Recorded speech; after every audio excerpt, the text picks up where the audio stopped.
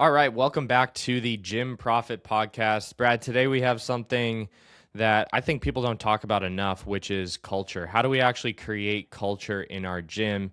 Let's just start it off with this. Why is culture even important? And how should people be thinking about it when they think about culture for their staff, culture for their members, and just with the business as a whole?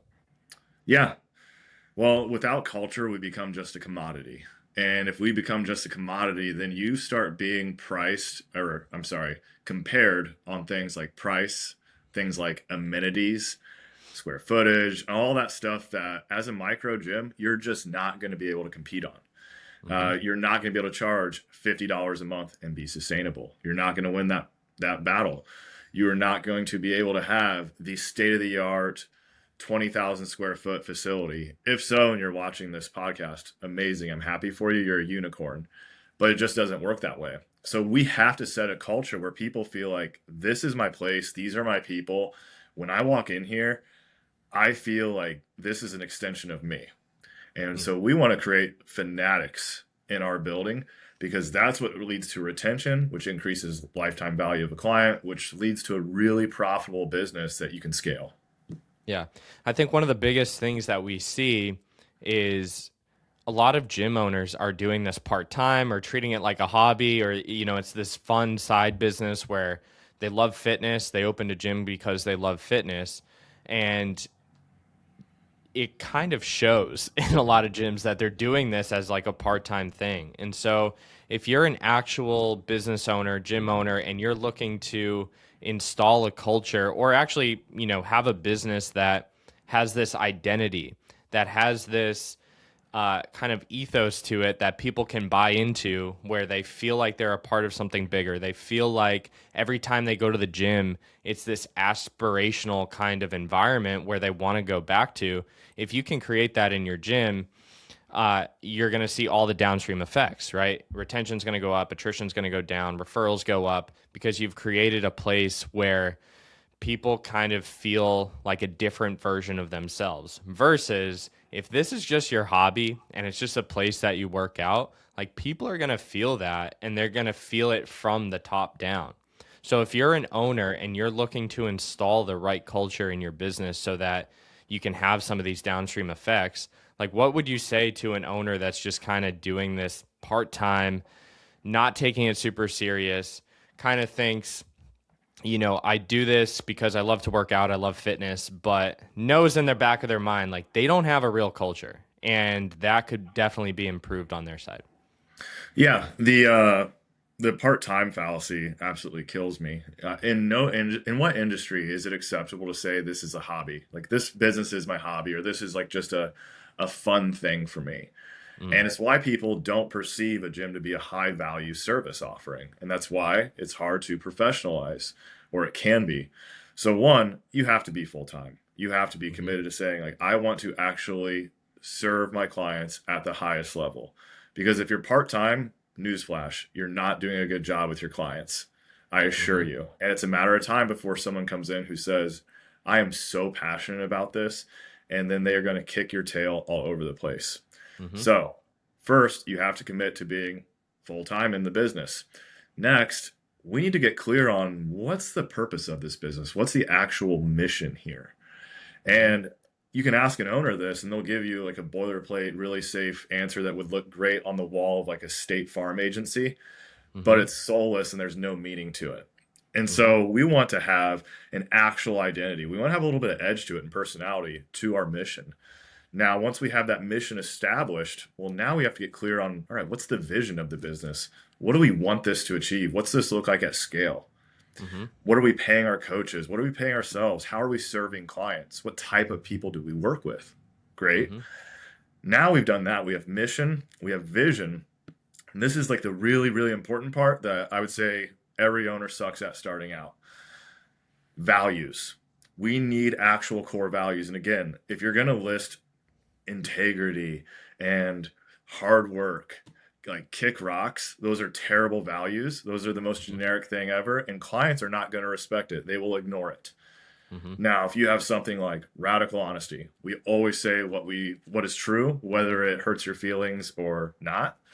Great. That's a great value you can stand on. Hmm. One of my values is optimization. We are always asking, how do we make things better? And so we start eliciting these core values, and then these just can't live in the owner's head. If I walked into a gym and I went up to your coach and I said, all right, Coach Jay, what are the core values of this business? Hmm. I would almost guarantee if I asked every coach in a gym owner's business before working with us what those values were, I would get different answers from every coach or just blank stares. That's a red flag. We don't have a culture. We need to have these values clear, and we also need to have our team living these values because Hmm. this trickles top down. It starts with the owner. They really have to lead the values, who then leads the team, and the team then leads the clients. Hmm. And that's how you start developing this culture. Hmm. And by the way, these values, they should alienate people. They should attract the right people and repel the wrong ones. We Hmm. have a core value, winning intent, at our facility. And that means you are playing to win all the time. You are not playing to not lose or just get by or just be fit. You are Hmm. playing to be exceptional. And so when we hold that standard, we have people that quit or we have people that say, hey, I think there's too much expectation on me here. Great. We Yeah. remove that from our business and we attract the people that want that. There's the number one culture killer. What would it be, Brad? Bringing on someone that does not embody the same core values, right? So if you, Correct. I mean, these are the people that are interfacing with your clients every single day. These are the coaches. This is admin. This is front desk, whatever it is. If they don't, number one, if they don't know your values, that's on you, Yep. right? If you don't know how to create your own core values, you need to get to work on that. And then you need to instill them into every part of your business. But most importantly, your staff needs to live by them because they're doing the face to face communication with your clients. So let's talk about what that actually looks like. If you have a staff member and they're living by your core values, what are the things like where does this come out? And one of the things that comes to mind is mindset, language, like how we're addressing problems, how we're addressing, a new client when they come in and they have, a question.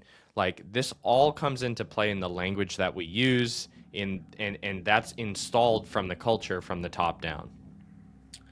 100%. All those things, they are a decision making filter. Mm. And you can apply these to your personal life, to your professional life, every decision in the business. Like I use this as a filter. Does this show radical honesty? Does this show optimization? Does it show winning intent? Does it show owning the outcome? If it's if it greenlights all those boxes, it's a decision I should absolutely say yes to. If it does Mm. not greenlight every one of those boxes, I don't do it. Even if it might make the business a little money, even if it might improve the bottom line, we don't do it.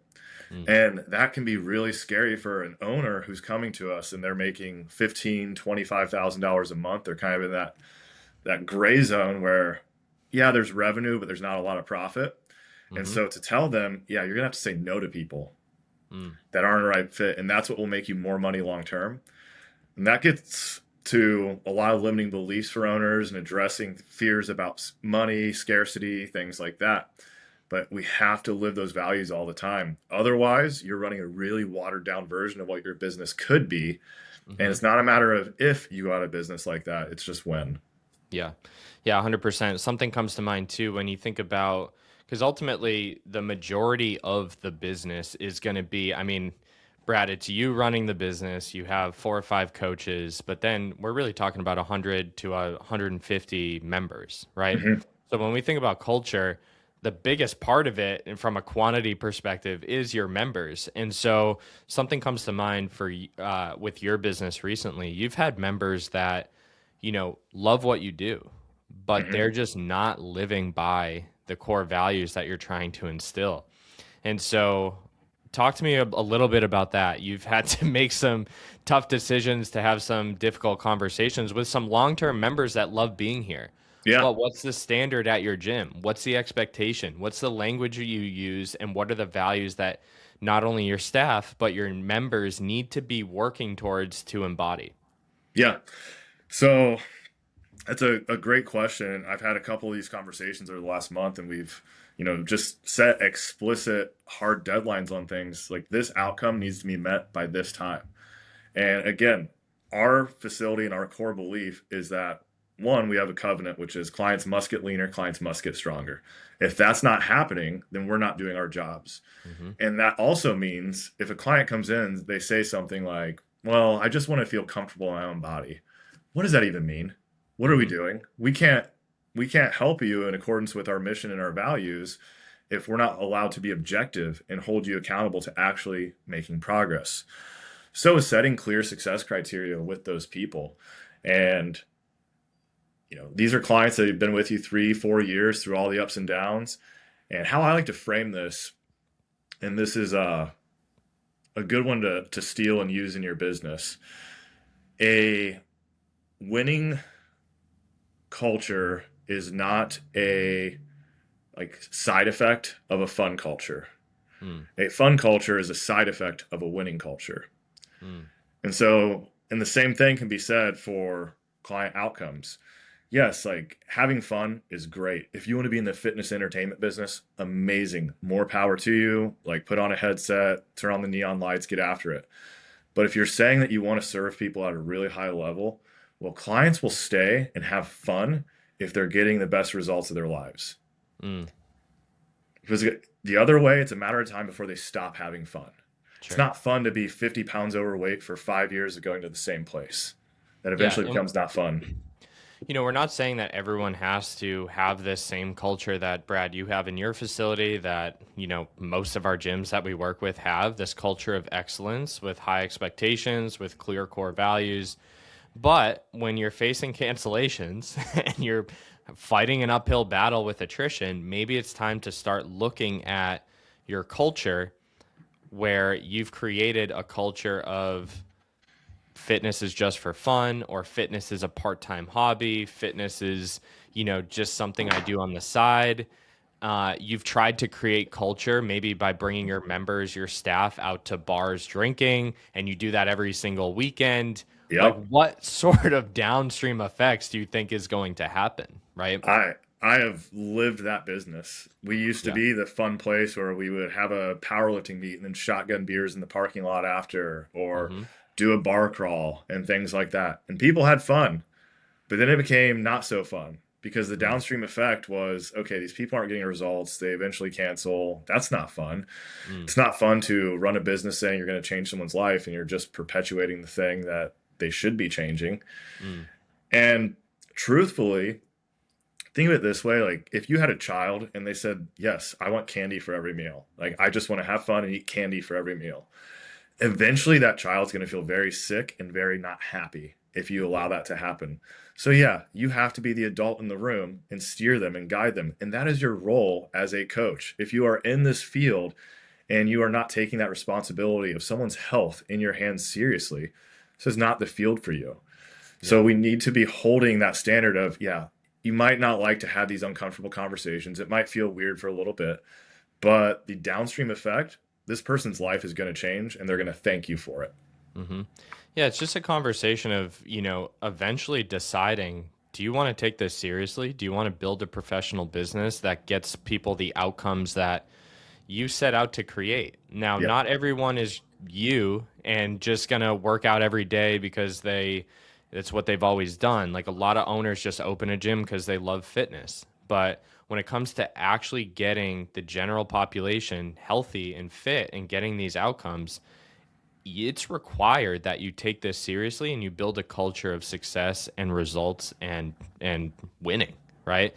And so, looking at the two stark comparisons here, you have a choice, right? You can continue to have a culture of quitters, of quick fixers, of fun fitness, of this is a part-time hobby. It's not the most important thing in my life. And that comes from the top down. So if you're leading that way and you have a bunch of part-time staff who are trading for a membership, how seriously do you think they're going to take it, right? Yep. And then what do the members feel when they interface with that person every single day or 5 days a week? It's a huge effect versus the stark difference is we have a clear mission, vision, values for the company. Every single client, or I'm sorry, every single staff member that comes on board needs to identify and fit with those values. Then we use those mission, vision, values, we use those values as a filter to bring new clients on. Where if someone isn't of the right mindset, maybe they're not Yeah. fully embodying these values, but you can help them get there. If someone's not embodying at least the desire to live these values, then we don't take them on as a client. They're not in the right mindset.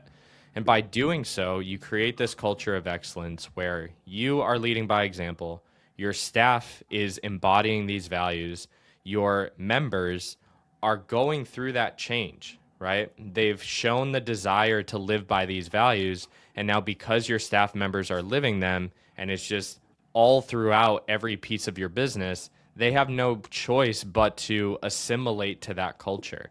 And so that's how we create change, where the constant exposure to this standard, to the language, to the mission, to the values, people have no choice but to ascend.